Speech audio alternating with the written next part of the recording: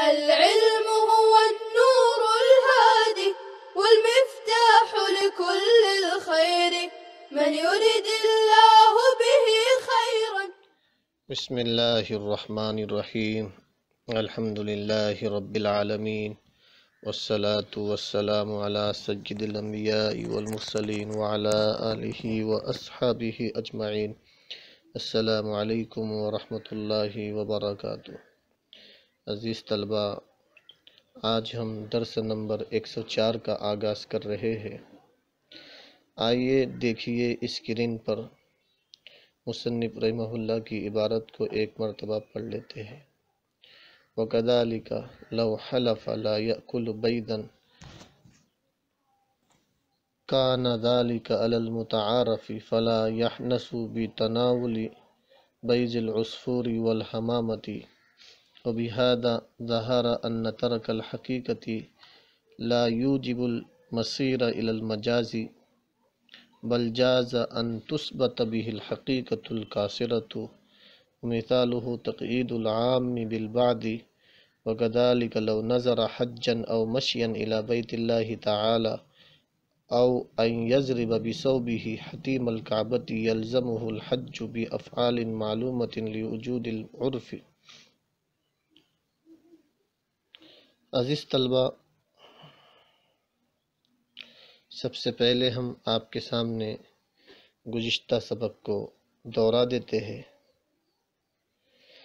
عزیز طلبہ، اس فصل کے اندر صاحب کتاب نے ان 5 چیزوں کو بیان کیا ہے جن کی وجہ سے لفظ کے معنی حقیقی چھوڑ دیے جاتے ہیں، اور حقیقی معنی کو ترک کرنے کی وجہ سے، چھوڑنے کی وجہ سے مجازی معنی ہی کی طرف رجوع کرنا ضروری نہیں ہے، بلکہ حقیقت کاسرہ مراد لینا بھی جائز ہے، اور حقیقت کے بعض افراد مراد لینا حقیقت کاسرہ کہلاتا ہے، اور کسی لفظ کے معنی کے عموم کو ختم کر کے بعض افراد کے ساتھ خاص کرنا بھی حقیقت کاسرہ ہے. پہلی چیز جس کی وجہ سے لفظ کے حقیقی معنی کو ترک کر دیا جاتا ہے دلالت عرف ہے، یعنی لفظ کا کوئی معنی عرف عام یعنی عام لوگوں میں مشہور ہو، یا عرف خاص یعنی خاص لوگوں میں مشہور ہو گئے ہو، جو معنی حقیقی کے علاوہ ہو تو لفظ کے تکلم سے یہی معنی مشہور مراد ہوں گے، نہ کہ معنی حقیقی غیر مشہور. اس کی وجہ صاحب کتاب نے یہاں سے بیان کی تھی. وَذَلِكَ لِأَنَّ ثُبُوتَ الْأَحْكَامِ بِالْأَلْفَاظِ إِنَّمَا كَانَ لِدَلَالَةِ اللَّفْظِ عَلَى الْمَعْنَى الْمُرَادِ لِلْمُتَكَلِّمِ.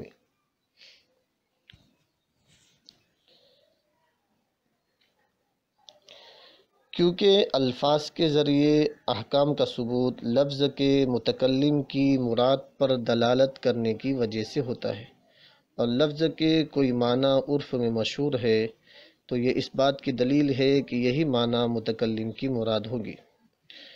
دوسرے الفاظ میں ہم اس طرح بھی کہہ سکتے ہیں کہ الفاظ کی وضع افہام و تفہیم کے لیے ہوئی ہے تاکہ مخاطب الفاظ کو سن کر متکلم کی مراد کو سمجھ لے، لہذا الفاظ کے جو معنی عرف میں مشہور ہے وہی متکلم کی مراد ہوں گی، لہذا حکم اسی متعارف معنی پر مرتب ہوگا اور حقیقی معنی ترک کر دیے جائیں گے.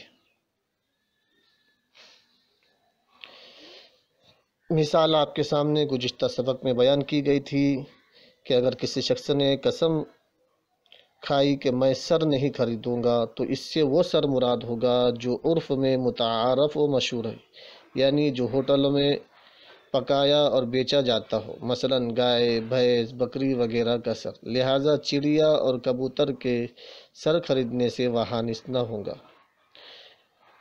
عزیز طلبہ، غور فرمائیے، اگرچہ لفظ سر عام ہے جو گائے، بکری کی طرح چڑیا اور کبوتر کے سر کو بھی شامل ہے، مگر چونکہ چڑیا اور کبوتر کے سر کے لیے لفظ سر کا استعمال متعارف نہیں، اس لیے اس کے خریدنے سے حالیف قسم کھانے والا حانث نہ ہوگا. دیکھیے اس مثال کے اندر دلالت عرف کی وجہ سے حقیقت کے بعض افراد مراد لے کر عام کو بعض افراد کے ساتھ مقید کر دیا گیا، اور اسی کا نام حقیقت کاسرہ ہے۔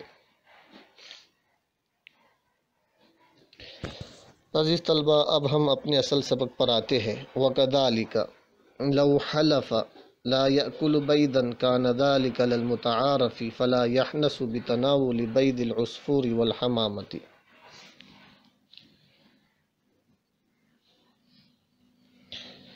اس عبارت سے صاحب کتاب دلالت عرف کی دوسری مثال پیش کر رہے ہیں۔ مثال یہ ہے کہ کسی نے قسم کھائی کہ وہ انڈا نہیں کھائے گا، تو یہ قسم بھی اس انڈے کے نہ کھانے پر محمول ہوگی جس کو لوگوں کے عرف میں کھایا جاتا ہے، اور وہ مرغی اور بطخ کا انڈا ہے۔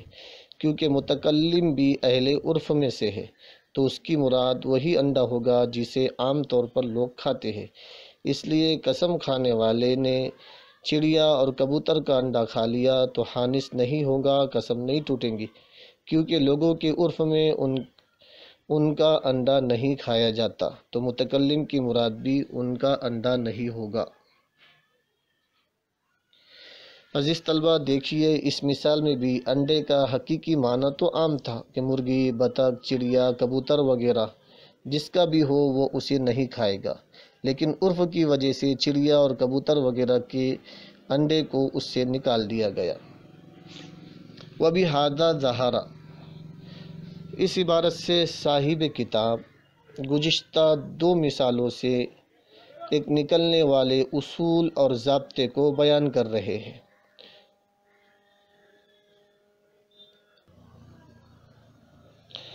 عزیز طلبہ، ان دونوں مثالوں کے بیان سے یہ بات ظاہر ہو گئی کہ لفظ کے معنی حقیقی کو چھوڑنے سے معنی مجازی کی طرف رجوع ثابت نہیں ہوتا۔ لفظ کے معنی حقیقی کو چھوڑنے کی وجہ سے معنی مجازی کی طرف رجوع کرنا ہی ضروری نہیں، بلکہ معنی حقیقی کو چھوڑنے کی وجہ سے حقیقت کاسرہ بھی مراد لے سکتے ہیں، حقیقت کاسرہ بھی ثابت ہو سکتی ہے۔ اور حقیقت کاسرہ کی مثال عام کو اس کے بعض افراد کے ساتھ خاص کر دینا ہے، جیسا کہ پچھلی دونوں مثالوں میں راس اور بیضہ دونوں کا عام معنی تھا، لیکن دلالت عرف کی وجہ سے ان کو خاص کر دیا گیا۔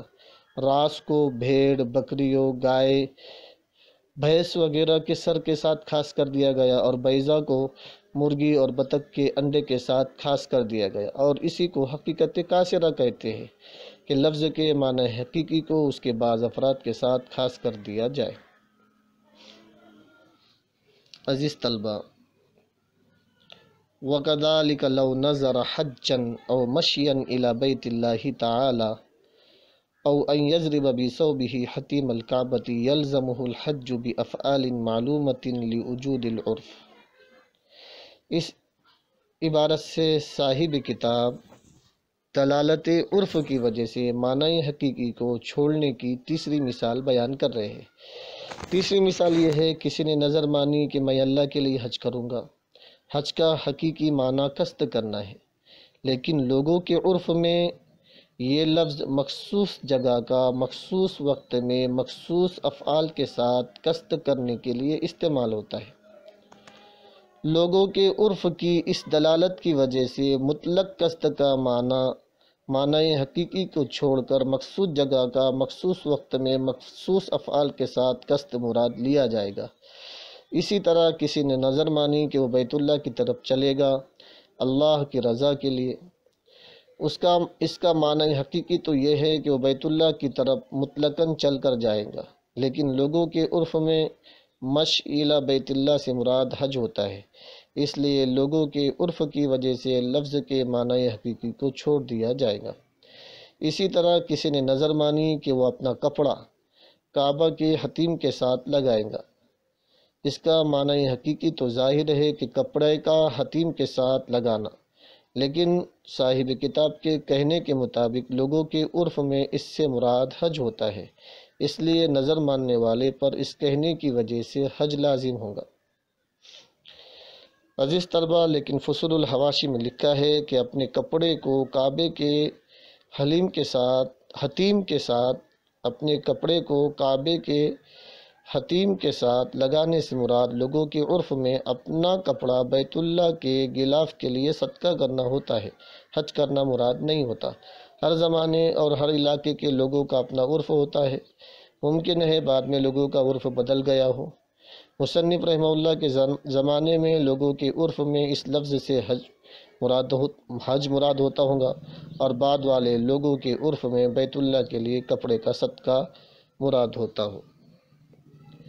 عزیز طلبہ، آئیے اب ہم عبارت کا ترجمہ کر لیتے ہیں۔ دیکھیے اسکرین پر، وَقَضَى لَوْ حَلَفَ، اسی طرح یعنی گزشتہ مثال کی طرح اگر کسی نے قسم کھائی کہ وہ انڈا نہیں کھائے گا تو یہ قسم کھانا متعارف اور مشہور و معروف انڈے کے نہ کھانے پر محمول ہوگی، لہذا وہ چڑیا اور کبوتر کے انڈے کے کھانے سے حانث نہ ہوگا۔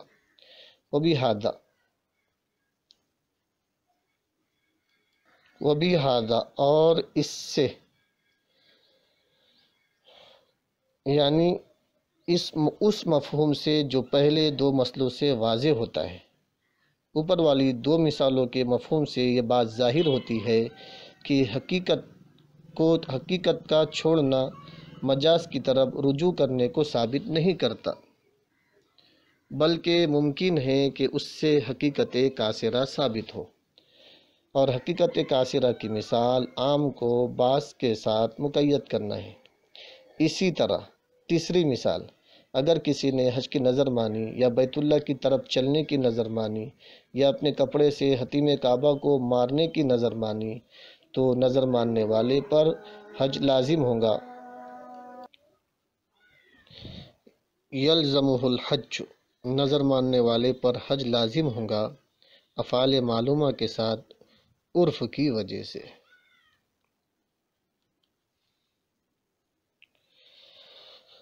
عزیز طلبہ، وَكَذَلِكَ لَوْ حَلَفَ سے صاحب کتاب یہ بیان کر رہے ہیں کہ جس طرح ما قبل کی مثال میں دلالت عرف کی وجہ سے حقیقی معنی ترک کر دیا تھا، اسی طرح اس مثال میں بھی بیس انڈے کا حقیقی معنی کہ جو ہر انڈے کو شامل تھا ترک کر کے وہ انڈے مراد لیے جائے جو کہ عرف عام میں کھائے جاتے ہیں۔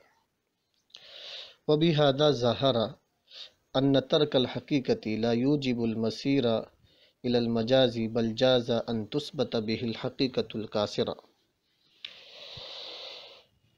یہاں سے صاحب کتاب گزشتہ دو مثالوں کی تشریح سے حاصل ہونے والا ایک اصول بیان کر رہے ہیں۔ وہ اصول یہ ہے کہ جب حقیقی معنی پر عمل کرنا متعذر ہو یا مہجور ہو تو اس صورت میں معنی مجازی کی طرف رجوع کرنا ضروری نہیں، بلکہ حقیقت قاصرہ بھی مراد لی جا سکتی ہے، کہ جس طرح گزشتہ دو مثالوں سے واضح ہوا کہ حقیقت کاملہ اور مجاز کے درمیان بھی کلام کی ایک صورت بنتی ہے، وہ یہ ہے کہ حقیقت کے بعض افراد مراد لیے جائے اور بعض چھوڑ دیے جائے، اس کو حقیقت قاصرہ کہتے ہیں۔ مثلا راس سے مراد صرف وہ سر ہے جو عرف میں کھایا جاتا ہو، اسی طرح بیس سے مراد بھی وہ انڈا ہو جو کھایا جاتا ہے۔ نتیجہ کلام یہ ہے کہ حقیقی معنی کو ترک کرنے سے یہ بات لازم نہیں آتی کہ معنی مجازی ہی کی طرف رجوع کیا جائے۔ مصنف فرماتے ہیں کہ حقیقت قاصرہ کی مثال عام کو بعض افراد کے ساتھ مقید کرنا ہے، اسی طرح مطلق کو عرف و عادت کی قید سے مقید کرنا ہے، جیسا کہ قاعدہ ہے العادۃ معتبرۃ فی تقیید مطلق الکلام، حقیقت قاصرہ کہلائیں گے۔ وَكَذَلِكَ لَوْ نَظَرَ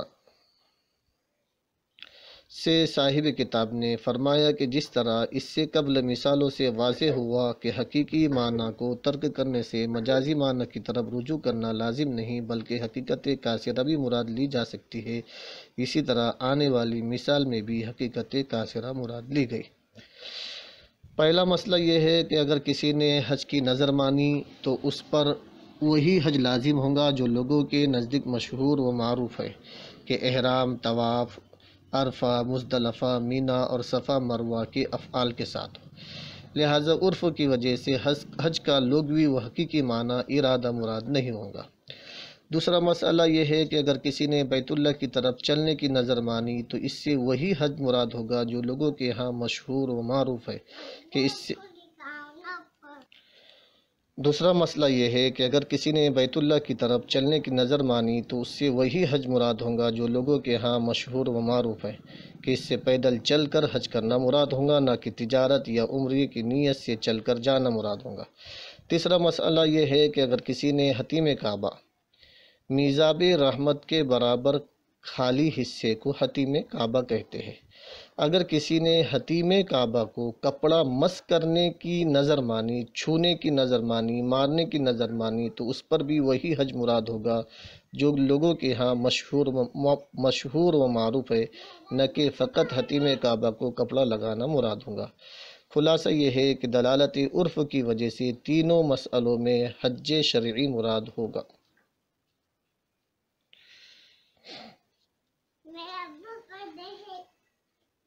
عزیز طلبہ، امید ہے کہ آپ لوگ سمجھ گئے ہوں گے۔ والسلام علیکم ورحمۃ اللہ وبرکاتہ۔ السلام عليكم. لا تنسوا الاعجاب بالفيديو والاشتراك في القناة تشجيعا لنا لنستمر بنشر المزيد إن شاء الله.